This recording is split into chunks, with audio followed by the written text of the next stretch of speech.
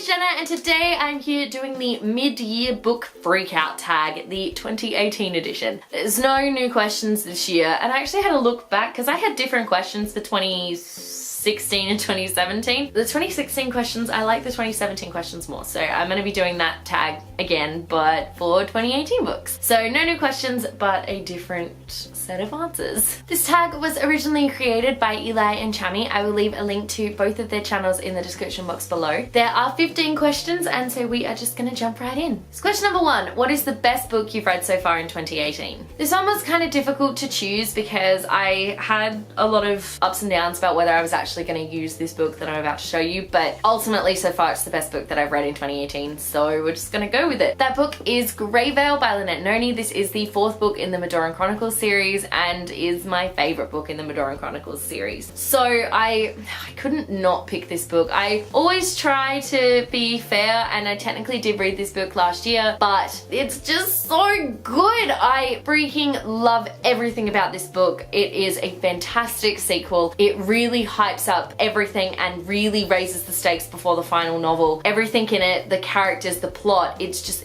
so well done. It's incredibly well written, and I just love it to pieces. So I can't not pick this book as my favorite book so far. I can't do it. Question number 2, what's the best sequel you've read so far in 2018? That goes to The Invasion by Peter O'Gulan. This is the sequel and the finale to The Call, which came out a couple of years ago. I freaking loved The Call. So The Call is set on an Ireland that has been cut off from the rest of the world, and that is because there are these fairies that they're really bad fairies that have kind of taken over, and they call teenagers into their world called the Greylands, and these teenagers have 24 hours in the Greyland to try and escape from the fairies, and that relates to approximately 3 minutes in our world, and 9 times out of 10 these kids come back dead or mutilated, and it's just so dark, really gruesome. And the sequel came out this year. I read it in a day. I read it on the plane to and from Sydney, and it was so freaking good. It really wrapped up the story.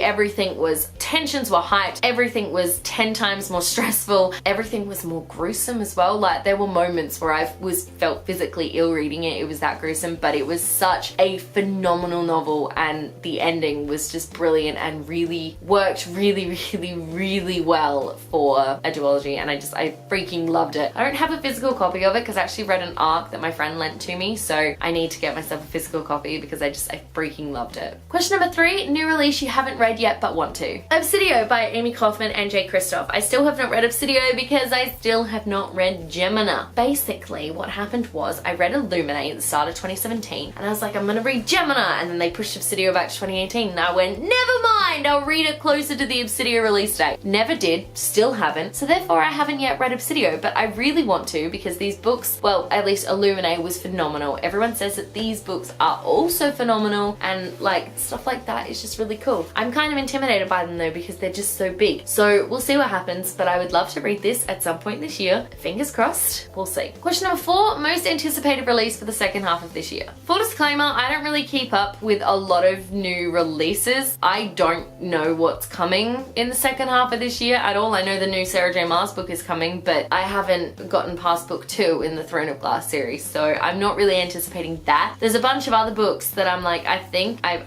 don't really know. So the book I've picked for this is We Three Heroes by Lynette and Nonie. This is the bind-up of 3 companion novellas focusing on Jordan, Bear, and DC, and I'm picking it just because I want everyone to know that We Three Heroes is coming out in, actually the release date got pushed forward, so it's now coming out on August 29th. So that's super exciting. But also, I don't know what other books are coming out in the second half of this year, so it's gonna be a surprise for me. Question number 5, biggest disappointment of the year. Has to be Leah on the Offbeat by Becky Albertalli. I was super looking forward to this movie. This was one of my anticipated releases, and it was really lackluster, and it let me down really hardcore. Becky Albertalli, I'd literally just read a book of hers that was phenomenal and I loved it, and then I read this one and Leah was an awful narrator. I really didn't like being in her head at all, and the whole story felt really forced to me, and that was something that I did not like at all. all, but it felt forced and I wasn't a big fan, so unfortunately this one was a real disappointment. See, it's funny because I technically have rated the Infernal Devices trilogy lower than this one, but that wasn't a disappointment because I was expecting to be disappointed. I was expecting for those books to suck, and they did. So this one was definitely a disappointment for me though, because it was so hyped and I was so ridiculously excited to read it, and then it just let me down. You let me down, Leah. You let me down. Question number 6, most surprising book this year. Zenith by Sasha Olsberg and Lindsay Cummings. This book was a massive surprise for me. So obviously I had heard a lot of bad things about Zenith going around on the internet. Everyone who had arcs was like, it's a terrible book, it sucks, it's not good, and I'm like, guys, whoa. So I eventually picked it up because it's funny because I did actually read, like when they first brought it out as like Zenith Part 1, I did read that and it read like a bad Firefly fanfiction and I didn't particularly enjoy it. So when I got this book I was really hesitant. I was like, I don't know. Do I read it? Do I not? So I read it, and the first part of the book was really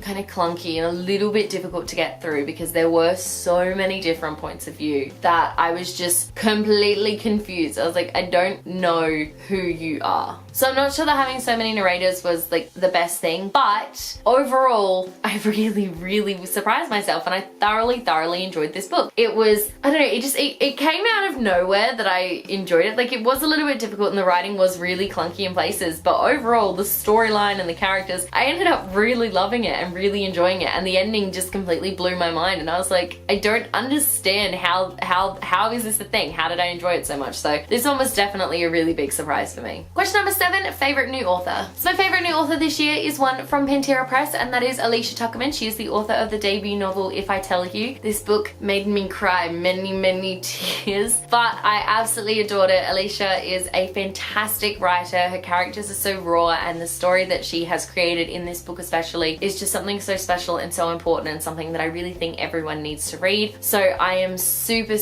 excited to see what kind of book she comes out with next, and I am going to definitely be at the front of every line waiting for the next book. Question number 8, newest fictional crush. Definitely Kale from Whisper by Lynette Nonie. I don't want to go too much into why I love him so much and who he is, because this book is really mysterious and it's one of those books that you kind of need to go into it knowing not a whole lot. But I will just say Kale is my love. I love him so much and I have high hopes for him in the next book. Question number 9, newest favorite character. Molly from The Upside of Unrequited by Becky Albertelli. This is a book that I read because I hadn't read it before and I wanted to read it before I read Leah. And honestly, I think doing that was probably the reason why I didn't like Leah as much, because this book was freaking fantastic. I loved it from beginning to end. It had everything in it that I possibly could have wanted. And Molly is the main character of this one, and she is my new favorite character because I've never related so strongly to a main character before in my life. Like, I feel a real connection to Molly, something that I've never felt before reading a book. So I love Molly. She is my new favorite character, and I love her to pieces for many different reasons. I'm not going to go too much into them because they're kind of personal-ish, but if you've read this book you can kind of figure out why. So I love this book, I love Molly, and I really hope we see her again in a future Becky Albertelli novel. Question number 10, book that made you cry. This one, Neverland by Margot McGovern. I finished this book really late at night because that's what I do, and I was sobbing. I mean, like hardcore, like full-on gasping sobs, because it was such a hard book to read. It was really confronting and really emotional and really raw, and there was just something about it that just like pulls you in and makes you not want to stop reading it, but your heart is being torn out into shreds. So it's one of those kinds of books. This book deals with a lot of really heavy topics such as attempted suicide, mental illness, that sort of thing. So it deals with a hell of a lot of heavy stuff, but done in such a way that it's beautiful and fantastic to read, even if your emotions get destroyed. Question number 11, book that made you happy. So one of the first books that I read this year was for the biannual bibliothon, the winter one, which is always summer for me, so I always get super confused. And that was The Magician's Nephew by C.S. Lewis. It was the first book chronologically in the Chronicles of Narnia series, but not the first book written. I actually think it was like the 6th book written or something, which is crazy. It made me so happy because it made me really nostalgic. I still have my bookmark in here because obviously this is a bind up of the full series, and I do have plans to continue reading the book books this year. It made me really nostalgic, which therefore made me super, super happy, and it reminded me why I loved this series so much growing up. It's something really special, and I love the characters, I love the plot, I love Narnia. I would so go to Narnia. I can't think of a better book to make me happy, honestly. Question number 12, favorite book to movie adaptation this year. I feel like there are a lot of book to movie adaptations coming, but I feel like they're all coming in like the second half of the year, so I didn't have a lot to choose from in this first half. How could I go with anything other than Love, Simon, which is the adaptation of Simon versus the Homo sapiens agenda by Becky Albertelli. The movie was incredible. It was so unbelievably good. It's such an important story. I know a lot of my family went and saw it and they were like, wow, this is a really good movie. I'm like, yeah, it is. Nick Robinson is the perfect Simon. The cast itself was perfect. Everything about the movie, I freaking loved it. Even the changes that they made. It really captured the heart of the story, and that's the important thing. Sometimes it's not about what is exactly on screen in front of you being exactly what was from the book. Sometimes it's just about capturing the spirit and the essence of the novel, and that is what Love, Simon did absolutely perfectly. So I was really impressed with the movie, and if you haven't seen it yet, I highly, highly recommend that you go out and see it. Whether or not you've read the book is kind of a moot point, because it has the same impact that the book does, and you could read and watch, you could just watch, you could just read. But I do highly recommend that you see the movie at some point, because it is just so phenomenal. Question number 13, favorite video you've posted so far this year. That is definitely my 22 video. This was a music video compilation kind of thing that I did with some friends and some family last year. We filmed a bunch of stuff all throughout the year, and then I edited it together and posted it. I will leave a link to that video in the description box below if you would like to check it out. I really had a lot of fun making it and a lot of fun editing it, and it's a video that I'm super, super proud of. Question number 14, most beautiful book you've bought so far this year. I really struggled with this one because I've bought some really beautiful books,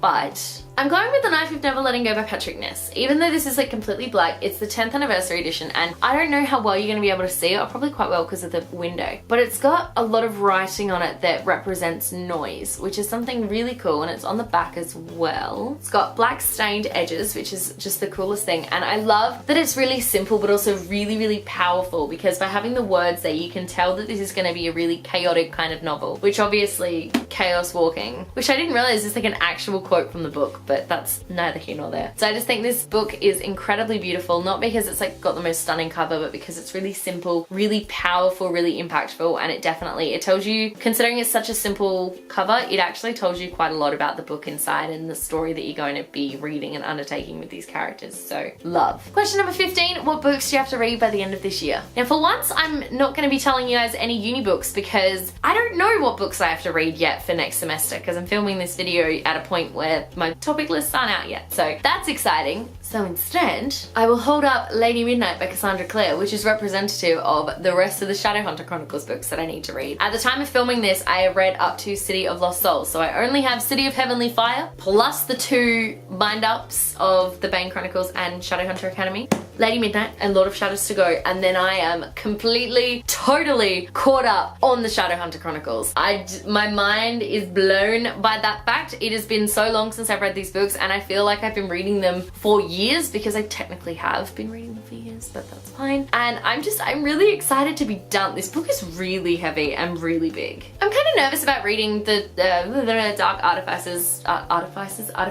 I'm kind of nervous about reading the Dark Artificers series, because a lot of people love this series, have said that it's Cassandra's best, because when you go into it, you know everything about the Shadow World. Emma knows everything about the Shadow World, like your person that you're following. That's something really different. That's something that Cassandra hasn't really explored in her books yet, because obviously both Clare and Tessa, they had no idea what was going on. I am still nervous about reading this one though, because everyone says it's the best series, but those people also say that they love Inferno Devices, and I hated Inferno Devices with a passion. I thought it was an awful series. It was so bad. So I'm very nervous about reading this one, because I'm like, what if I don't like it? And of course there's more series coming out, so by the time I read Lord of Shadows, I'll be caught up. I won't be done, I'll be caught up, because I've still got, there's like another novella thing that's coming out. We've got 2 more series, because we've got The Last Hours, which I'm not looking forward to. It's after Inferno Devices, and I hated that series so much, and I don't want to see those characters ever again, so that's gonna be fun. And then we've got like the last series, which is after this one, that's supposed to wrap up everything. So I'm gonna be reading the Shadowhunters Chronicles until I'm like 30, at least. Now you know what? Even if she brings out a book every year, I think it'll be longer than that.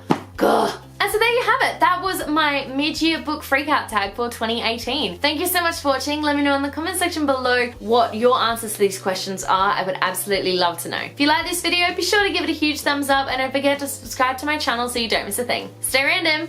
Bye.